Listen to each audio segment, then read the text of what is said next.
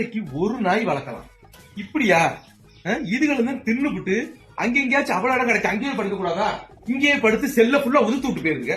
அது வளர்க்கறவளை சொல்லிய விடாம நான் கடந்து சொல்லியணுமா?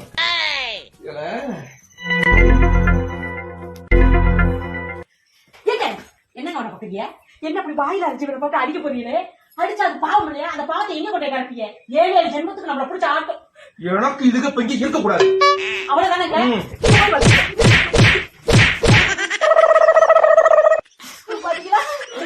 போயிடுச்சு.